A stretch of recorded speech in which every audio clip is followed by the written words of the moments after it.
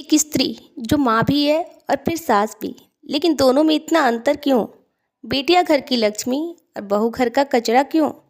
झूठ पर आधारित रिश्ता कभी सुखद नहीं होता, फिर भी रिश्ता जोड़ने के लिए झूठ क्यों? वो तो ठीक है, लेकिन रिश्ता जोड़ने के बाद फिर धोखा क्यों? आखिर घर की बहू किसी के घर की बेटी ही तो है। फर्क सिर्फ घर का और रिश्तों का है। हेलो दोस्तों, आज मैं ब्लॉग की शुरुआत आप लोगों से सॉरी करते हुए कर रही हूँ, क्योंकि आज मैं आपकी सलामती तक नहीं पूछ रही हूँ। तो आप पूछेंगे कि क्यों?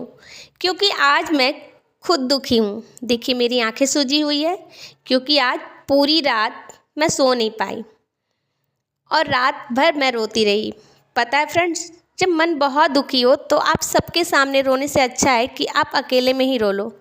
क्या होता है ना कि मन हल्का हो जाता है। आप पूछेंगे कि मन दुखी क्यों है?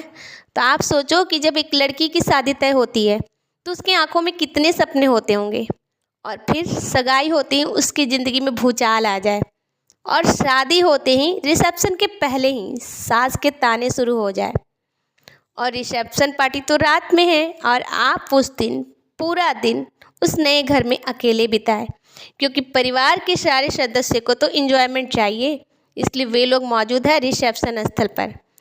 क्योंकि आपको उस घर में अकेले रहना है, उस दिन से ही आपको सीख लेना है कि घर को कैसे संभालना है और भूख को भी बर्दाश्त करना है, क्योंकि ये सिलसिला अब यहाँ से स्टार्ट होने वाला है। आप दिन भर अकेले हो, नया घर है, घर में आपको दोपहर में खाना तक कोई पूछने वाला नहीं है।